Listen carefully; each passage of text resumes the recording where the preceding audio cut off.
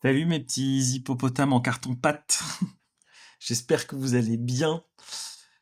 Aujourd'hui, j'aimerais vous parler d'un geste qu'on fait des dizaines de fois par jour, mais sans même y penser. Enfin, si, on y pense. Moi, j'y pense évidemment beaucoup. Mais c'est le geste de payer. On tend une carte, on approche un téléphone d'une borne, on clique sur un bouton valider. Alors c'est simple, c'est rapide, c'est presque invisible, mais justement c'est cette invisibilité dont je voudrais parler, parce qu'on échange des chiffres abstraits contre des biens ou des services, et tout ça se passe dans une fluidité totale. Mais est-ce que vous avez remarqué ce qu'on a perdu en route avec ça? Parce que pendant des millénaires, enfin 2 millénaires je pense, je sais pas quand a été inventé l'argent, mais l'argent, ça avait une place qui était physique, ça avait un poids, une texture, et surtout ça avait une odeur. L'odeur du métal froid, du cuivre qui s'oxyde au contact de la paume, et celle du papier qui a circulé de main en main. Je me souviens quand j'étais petit, je faisais un truc qui était dégueulasse, tout le monde me disait mais fais pas ça, et je mettais des pièces dans ma bouche, je suçais un peu les pièces quoi. Et je me souviens très bien du goût des pièces et de ce goût de métal. Et il y avait un rapport sensoriel avec les pièces. Et sans aller jusque-là, déjà, quand on payait, on sentait physiquement ce qu'on donnait. Il y avait une résistance, il y avait un volume, et on voyait le stock qui diminuait dans notre bourse, enfin dans notre portefeuille. Alors évidemment, ça arrive toujours de payer en liquide et on voit bien que l'argent s'amenuise, mais on en a beaucoup moins la sensation, je pense, qu'il y a 20 ans, ou que même il y a juste 10 ans déjà. Et aujourd'hui, je trouve que on a dématérialisé la valeur, et en la dématérialisant, on a désincarné l'acte même de l'échange. Et d'ailleurs, à ce propos, je suis très content. J'ai créé maintenant, je crois que ça fait 2 ans et demi, sur Facebook, un groupe de dons dans ma ville. Et maintenant, il y a 5000 personnes qui se donnent des trucs tous les jours. Je suis hyper fier de ce truc-là. Et je vous conseille de faire un groupe de dons dans votre ville. Et j'adore l'idée d'échanger des biens matériels sans contrepartie. C'est un groupe où on n'a pas le droit même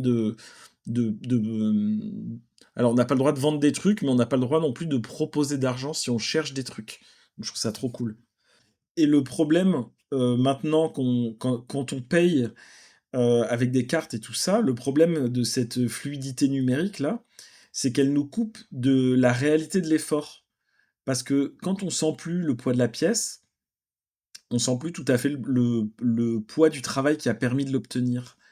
Parce que l'argent, ça devient une donnée informatique parmi d'autres, une sorte d'abstraction qui flotte au-dessus de nos vies comme ça. Et on achète des choses sans que notre corps s'en aperçoive vraiment. On n'a plus cette sensation de perte au moment de l'achat, ni la satisfaction tactile au moment de la réception. Et je trouve ça hyper dommage.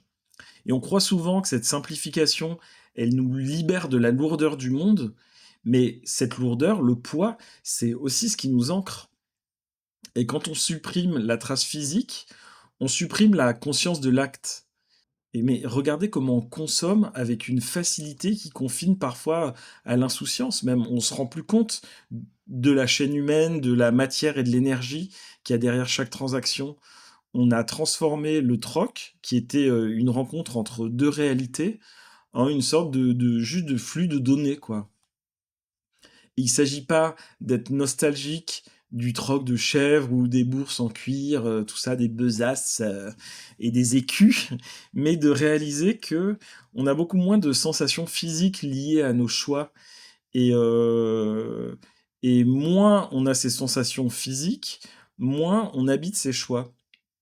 Et c'est la disparition de la trace qui nous rend un peu plus étrangers à notre propre existence. On navigue dans des mondes de chiffres, mais on oublie aussi que chaque chiffre est censé représenter une réalité qui est concrète, un morceau de temps de vie et un effort réel de quelqu'un quelque part en fait.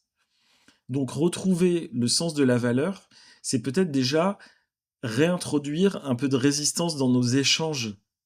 C'est reprendre conscience que chaque chose a un coût, qui n'est pas un nombre sur un écran, mais qui est une part de nous-mêmes qu'on engage. Et il faut pas oublier que derrière chaque écran, derrière chaque application et derrière chaque transaction sans contact, entre gros guillemets, d'ailleurs j'ai remarqué que on dit toujours paiement sans contact, mais les gens touchent toujours la borne avec leur carte et à chaque fois je dis il y a contact. Mais il y a toujours, derrière tout ça, il y a toujours des mains qui travaillent, il y a toujours des dos qui sont courbés par l'effort, il y a toujours de la terre qui est remuée, hein. C'est pas parce que c'est numérique qu'il n'y a pas tout ça en fait.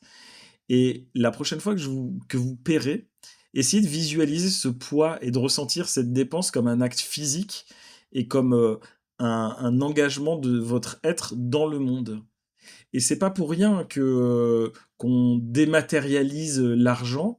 Et d'ailleurs, je pense que d'ici 10 ans, il y aura peut-être plus d'argent, ce qu'on appelle l'argent liquide, si on continue comme ça et si on s'en sert pas plus. Et je pense que c'est une vraie perte. Et c'est pas pour rien. Et c'est justement pour qu'on soit de plus en plus inconséquent dans notre manière de dépenser l'argent.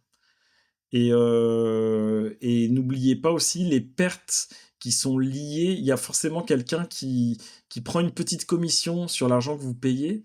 Et on sait que 100 euros moins 1 euro à chaque fois que ça transite, bah à la fin, au bout de 100 fois, il reste plus rien en fait.